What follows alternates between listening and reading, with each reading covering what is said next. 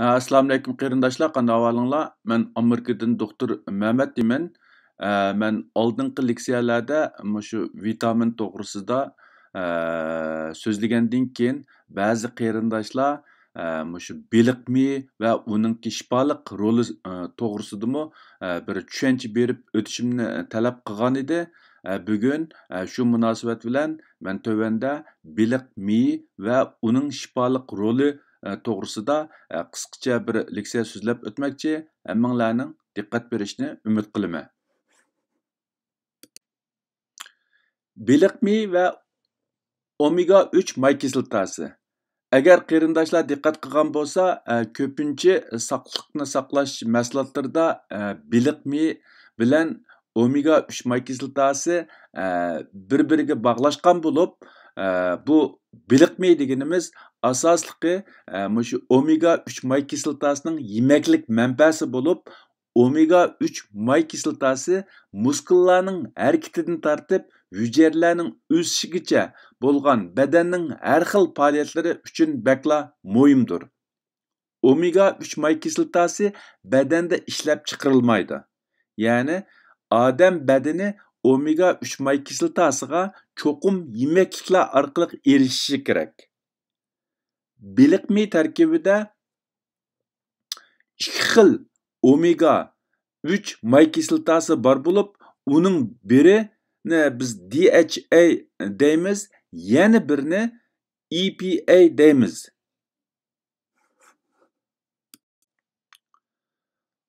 Bu DHA bilan EPA'ning yemaklik manbasi har xil beliqlar va bir qism dengiz mahsulotlari bo'lib, masalanga salmon beliqi, makrel beliqi va qisquch paqa degandagidek har xil suv hayvonlaridan iborat. Ba'zi qattiq postliq meva, ya'ni yang'oq, purchoq degandagidek ba'zi mevalar va urug' o'simliklari tarkibida alfa linolin kislotasi deydigan, ya'ni ALA deb atalgan yana bir omega 3 may kislotasi bor. Shundaq bo'lgan vaqtida bu omega 3 may kislotasi beliq midan chiqadigan 2 xil, anandan keyin qattiq postliq meva va urug'lardan chiqadigan ALA deb jami 3 xil tarkibni o'z ichiga oladi. Omega 3 may kislotasi salomatlik uchun zarur deganlik, cho'qim beliq mi yoki omega 3 may kislotasi dorisini kunda iste'mol qilib turish deganlik emas. Ya'ni men burunqi leksiyalarim deb o'tgandagidek, bu vitamin muhim deganlik, cho'qim vitamin dorisini yeyish kerak deganlik bo'lmaganga o'xshash, bu beliq mi yoki uning asosliq tarkibi bo'lgan omega 3 kislotasiniki salomatlikka muhimligi cho'qim bizni shu omega 3 may kislotasi yoki beliq midan iborat bu xil dorini iste'mol qilish zarur deganlik ma'noni bildirmaydi.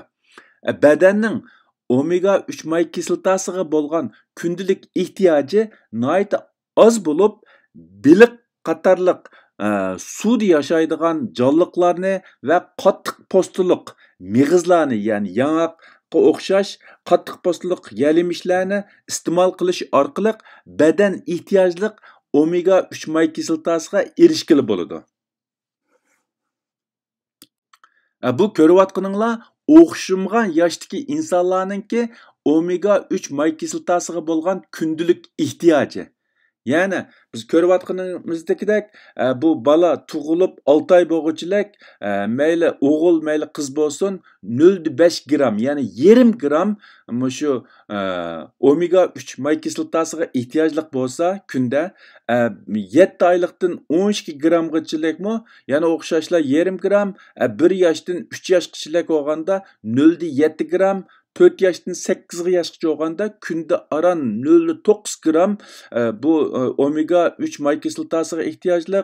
Anından keyin 9 yaşdan 13 yaşgacha 1/2 gram. Yani o'g'illar sal ortiq, qizlar sal tuvan, yani o'g'illarga 1/2 gram, qizlarga 1/0 gram bo'lsa yetarlik. Anından keyin 14 yaşdan 18 yaşgachalar o'g'illarga 1/6 gram kundalik ehtiyoj bo'lgan miqdori, qizlarga 1/1 gram. Anından keyin alaqa ig'roq bo'lgan ayollarga nisbatan 1/4 gram, anından keyin bola emitayotgan onalarga nisbatan 1/3 gram kunda mushunchalik bo'lsa yetarlik.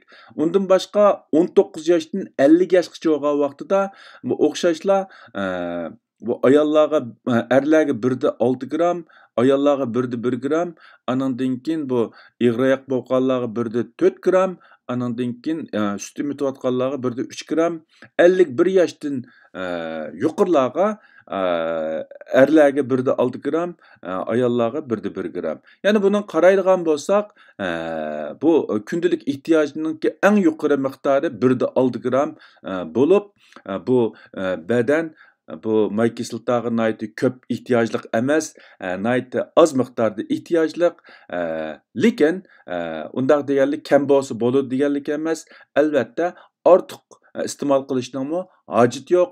Agar shu kunlik tomoqlarda yoki bo'lmasa haftada bir necha qitim shu beliq yoki boshqa suv hayvonlarini iste'mol qilib turadigan odamlarda bu beliq mining tarkibi bo'lgan omega 3 kislotasining kam bo'lish ehtimoligi yuqori bo'lmaydi. Shunglashqa agarda badanda bu omega 3 may kislotasi kam bo'lmasa, alayda bu beliq miyni, beliq miy dorisini yoki omega 3 may kislotasidan yasalgan dorilarni normal iste'mol qilib turishninki hojati yo'q. Uningdan boshqa shu bovoqlarning yemakliklarida hammasi bu yuqoridagi 3 xil modda qitilgan bo'lib, bu normalda sut parchuklarining ishidimi bor. Hamda agar sut parchuqlarida undaq qitilmagan bo'lsa, opininki shu omega 3 may kislotasi mo'l bo'lgan yemekliklarni iste'mol qilishi orqali erishgan bu omega 3 may kislotasini sut orqali bovoqlarga berishi tamoman mumkin. Ko'rayotganinglardek bu bovoqlarningki bu kundalik ehtiyoji nihoyatda tuvan, ya'ni faqat 0,5 gram atrofida shu nim bo'lsa yetarlik degan gap. Şuna ko'pincha ahvollar ostida bu ortiqcha dorini iste'mol qilishninki bak cho'ng zaruriyati yo'q. Men bu vaqtda yana konkret to'xtalib o'tmoqchi. Ko'rayotganingizdek bu omega 3 may kislotasi sog'lomligimiz uchun haqiqatan muhim. Buningki bir qisminiki shifoliq rollari shu ilmiy usulda isbotlab chiqilgan. Albatta bu omega 3 may kislotasi muhim deganlik cho'qim uningki dorisini yang normal ishlating deganlik emas. Bu tadqiqot natijasiga asoslangan vaqtida omega 3 may kislotasiningki shu yurak sog'lomligini yaxshilaydiganligi, ya'ni qon besimini tövaltadiganligi ma'lum. Uningdan boshqa bu omega 3 may kislotasi ba'zi ost xarakterlik yallig'lanishga qarshi turib, shu ba'zi kasalliklarningki oldini oldiganligi ma'lum. Albatta bularning hammasi faqatla shu tabiiy yemakliklardagi omega 3 may kislotasiningki shifoliq roli, hamda bu badanda omega 3 may kislotasi kam bo'lmagan ahvol ostida shu dorilarni iste'mol qilish orqali ba'zi unumlik, ya'ni shifoga erishgili bo'lamdi degan vaqtida buningda o'xshamagan qarashlar mavjud. Bu ko'rayotgan rasmdagisi asosliqi shu omega 3 may kislotasi mo'l bo'lgan yemakliklar, ya'ni ko'pincha hollarda ko'rayotganinglardek har xil beliqlar hamda boshqa go'sht tarkibida biroz az anandaki yanaq və bəzi mig'izlar tarkibidami bu omega 3 may kislotasi bor. Anandan keyin hozirgi sutlarda bu sirtdan qitilgan, ya'ni omega 3 may kislotasi mavjud. Shunga bu xildagi yemakliklarni normal iste'mol qilib bergan odamlarga nisbatan omega 3 may kislotasining kam bo'lish ehtimolligi yuqori emas. Undaqda bu omega 3 may kislotasiningki foydaliq roli, ya'ni badandagi shifoliq roli nima degan vaqtida albatta buni so'zlashdan burun men bir eskartib qo'yay. Bu yerdagi degan omega 3 may kislotasi cho'qim dori deganlik emas, ya'ni faqatla shu tabiiy yemakliklar tarkibida mavjud bo'ladigan shu omega 3 may kislotasining roli deganlik bo'ldi. Agar bu badandagi omega 3 may kislotasining miqdori yetishgan ahvol ostida uning sirtida dori ishlatishninki hech qanday hojat yo'q. Hemen bu yerda faqatla biz shu tabiiy yemaklikdan erishgan omega 3 may kislotasiningki shifoliq roli haqida to'xtalib o'tmoqchi. Birinchisi qondagi may trigliserilni azaytishi mümkün. İkincisi qizil qon tomirininki tarayıverishni astiltishi mümkün. Yani yoshning cho'ng'ishiga ergishib qizil qon tomirlar tarayıverishi mümkün. Bu omega 3 may kislotasi shu tarayıverishning sur'atini astiltib, yani keyniga keyniga so'riyalaydi degan gapchi. Keyniga chekindiraydi degan gap. Uchinchisi yurak ritmining binormal bo'lish fursatini, ya'ni ehtimolligini azaytishi mumkin. Bu omega biz yemaklikdan shu omega 3 may kislotasiga yetarlik erishgan vaqtimizda yurakning ritmi binormal bo'lib qolishini saqlana olishimiz mumkin degan gap. To'rtinchisi qon besimini to'valtish orqali yurak kasali va sakta bo'lish ehtimolligini to'valtishi mumkin. Beshinchisi yurak kasali borlarning yurak tiqilmasi qo'zg'alish ehtimolligini to'valtishi mumkin. Oltinchisi ko'zni sog'lomlashtirishga yordam bo'lishi mumkin. Yettinchisi yallig'lanishga qarshi turishi mumkin. 8-si diqqatini yig'olmaslikni yaxshilashi mumkin. Ya'ni bolalarda bo'ladigan va yoki yashanganlarda bo'ladigan diqqatini yig'olmaslikqa belgilik foydasi bo'lishi mumkin. 9-si ro'y sog'lomlikqa foyda bo'lishi, tushkunlik va jiddiylashish, ya'ni qatorliq ba'zi ro'y binormallikning belgilik foydasi bo'lishi mumkin. 10-si qiyirliqning, ya'ni Alzheimer kasalining, ya'ni yosh cho'nglarning Alzheimer kasali bo'lishiningki oldini olishi mumkin. 11-si ba'zi rak kasalining oldini olishga foydasi bo'lishi mumkin. 12-si jigardagi mayni to'valtishi mumkin. 13-si so'ngak va bo'g'imlarning sog'lomligiga yordam bo'lishi mumkin. Ya'ni bo'g'im yollig'ining oldini olishi mumkin. 14-si uyqu sifatini yaxshilashga foydasi bo'lishi mumkin. 15-si terini sog'lomlashtirishi va ba'zi teri kasalliklarining oldini olishi mumkin. 16-si ayollarning hayzini normallashtirishga foydasi bo'lishi mumkin. Endi bu yerda bu ko'pinchisi mumkin deyildi. Ba'zi qarindoshlar balkim so'rashi mumkin.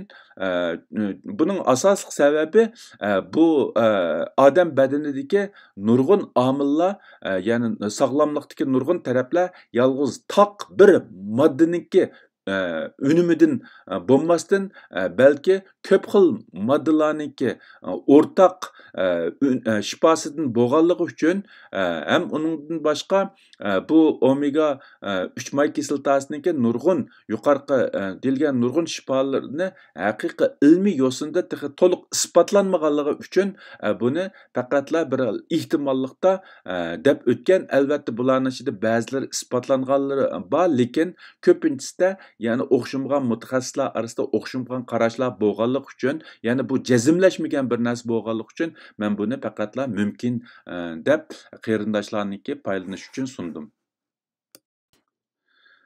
Yuqorqilar shu omega 3 may kislotasiningki shifoliq roli bo'lib, hamda agar bu badanda omega 3 may kislotasi kam bo'lgan vaqtida qandaq oqibatlar kelib chiqadi degan vaqtida birinchisi teri, choch va tirnoq qo'pollashidi, ya'ni yerilib ketadigan ashtaq ahvollar kelib chiqadi. Ikkinchisi horg'inlik his qilish, uxlayolmaslik kelib chiqadi. Uchinchisi zehnini markazlashtirish va diqqat qilish qiyin bo'lish kelib chiqadi. Ya'ni zehnini yig'olmaydigan, bir ishga diqqatini yig'olmaydigan yoki diqqati chechilib ketadigan ahvollar kelib chiqadi. To'rtinchisi bo'g'im yallig'i va sunak og'rish kelib chiqishi mumkin. Beshinchisi sezgirlik eshib ketish kelib chiqishi mumkin. Oltinchisi quloqqa ko'p kir to'plaverish paydo bo'lishi mumkin. Quloqni ko'lg'an vaqtida shunday mayliq bir narsalar paydo bo'lib qolishi mumkin. Yettinchisi yurak qon tomir kasallari ninki xatiri ishib ketishi mumkin. Ya'ni bu omega 3 may kislotasi kam bo'lgan vaqtida undaq insonlarda ninki yurak qon tomir kasalligiga giriftor bo'lish ehtimolligi yuqorilab ketishi mumkin.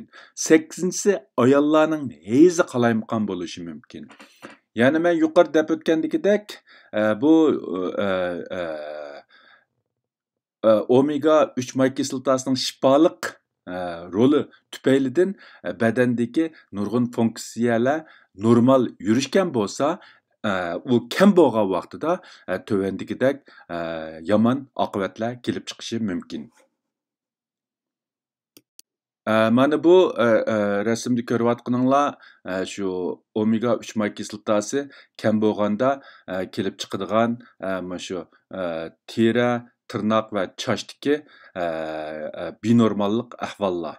Ya'ni terininki qurg'oq, qo'polligi, tirnoqninki siliqlikni yo'qotishi, ya'ni qo'pol bo'lishi, andan keyin chochninkimi bir xil qurg'oq, qo'pollashishi. Bular hammasi omega 3 may kislotasi kam bo'lgan vaqtida kelib chiqadigan oqibatlar. Endi yuqoriqilar hammasi shu bizningki normal yemakliklardan qabul qilgan omega 3 may kislotasiningki badanimizdagi shifoliq roli va xizmat ahvoli bo'lib, endi bu dori masalasiga, ya'ni biliqmi dori masalasiga kelgan vaqtida Harvard universitetiningki mutaxassislar nima deydi degan vaqtida bu biliqmi dorisiningki mushu insonlarga keltirgan foydasi nihoyatda cheklik ekanligini, ya'ni bizningki normalda o'ylaganimizdek yoki umid qilganimizdek undaq jiq ko'p shifoliq rolning yo'qligini deydi-da bu yerda. The net benefit of these popular supplement is very limited. Ya'ni bu moda olayotgan bu biliq meninki insonlarga keltirgan haqiqiy foydasi nihoyatda cheklak deydi. Chunki biz normalda mush yemekliklardan badanimizning ehtiyojini qandog'idek erishganligimiz uchun uning sirtida, ya'ni bu dorilarni iste'mol qilish orqali texami ko'p foydaga erisha olishimiz notayin demakchi-da bu yerda. Albatta, agar badanimizda ma'lum sabablar tufaylidan bu omega 3 may kislotasi kam bo'lgan vaqtida andan keyin bu biliqmi dorilarini iste'mol qilsak, uning foydasi bo'lishi mumkin, lekin badanda kam bo'lmagan vaqtida, ya'ni normalda yemekliklardan qabul qilgan bu omega 3 may kislotasi yetarli bo'lgan vaqtida uning ustiga bu biliqmini iste'mol qilishningki ko'p foydasi yo'q demakchi. Bumu shu o'xshamagan xabarlarda chiqqan shu biliqmi, ya'ni biliqmi, men cho'qim biliqmi ishlatishim kerakmi deganga asosliqi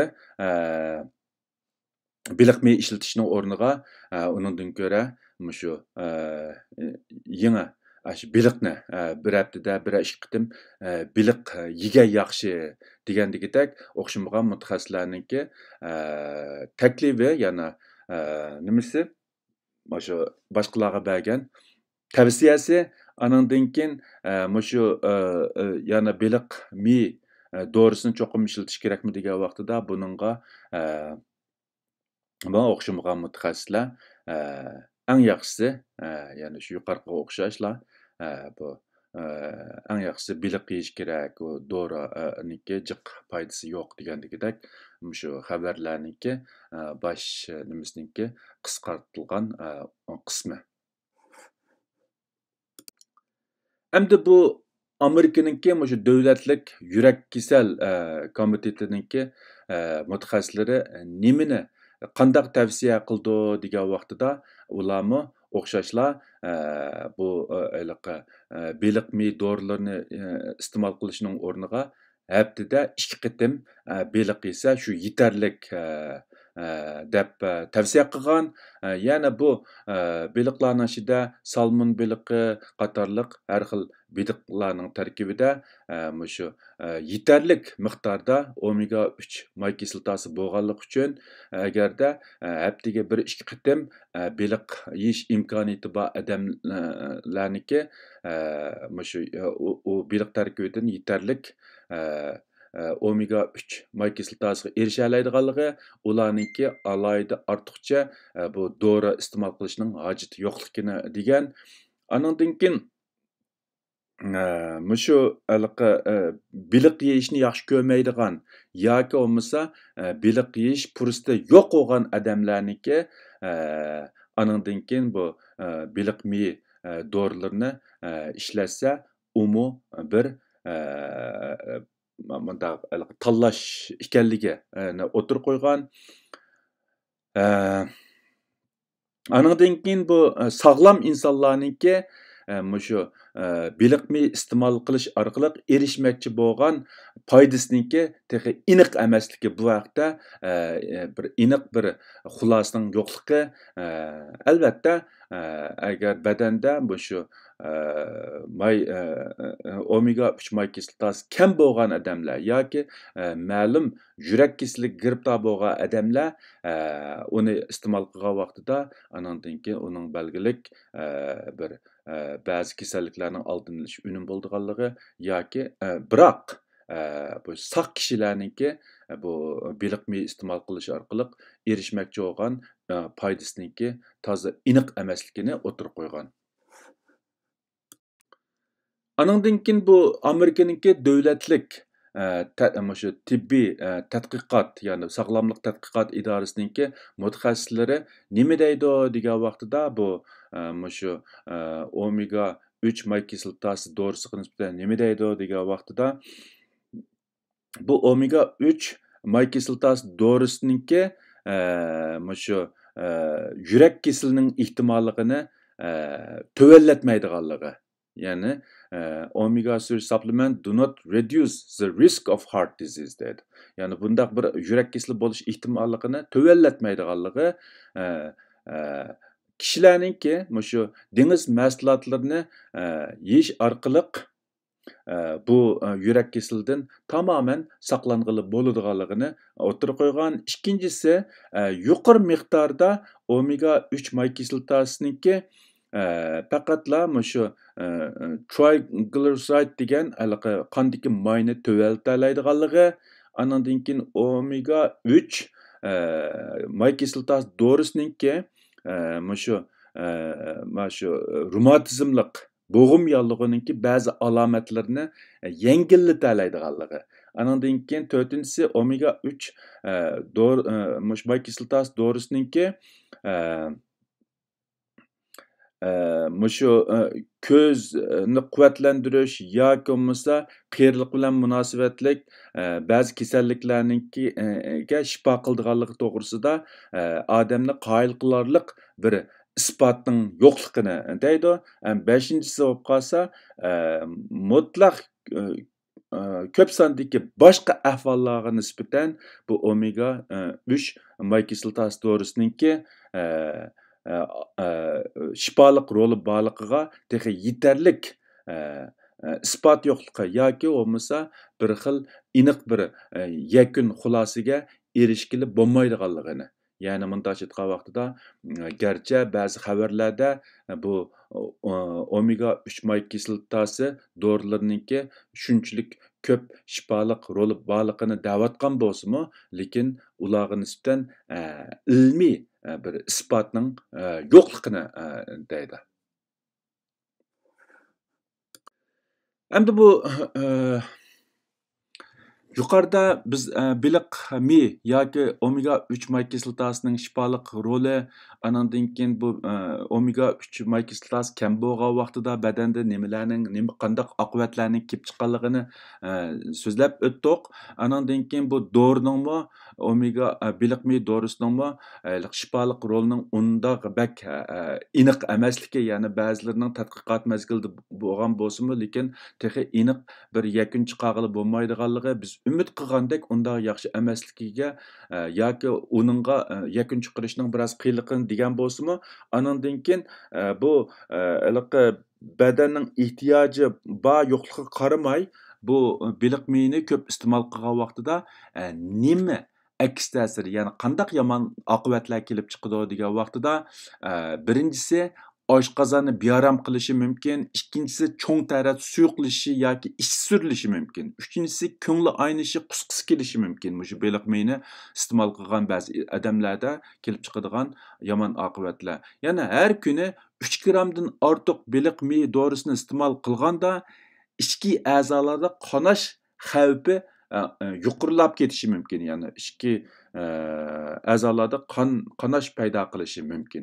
Bu shu qarg'ularcha cho'qinib beliq miyni uzun muddat iste'mol qilgan vaqtida kelib chiqadigan ba'zi yomon oqibatlar. Shunglashqa bu yerda alayda ahvol bo'lmagan vaqtida biz shu normal kundalik yemakliklar orqali shu beliq miyning tarkibida bo'lgan omega 3 may kislotasiga yetarlik erisha olamiz. Uning sirtida ortiqcha beliq miy iste'mol qilishimizning alohida zaruriyati yo'q. Albatta, men yuqorida deb o'tgandagidek, badanda kam bo'lgan ahvol ostida yoki bizningki normal beliq yeyishimiz ehtimoli bo'lmaganda yoki beliq yeyishni yaxshi ko'rmagan vaqtida, u vaqtida muvofiq beliq miy dorilarini iste'mol qilsak bo'ladi. Undan boshqa ahvol ostida uningki hech qanday bir zaruriyati yo'q.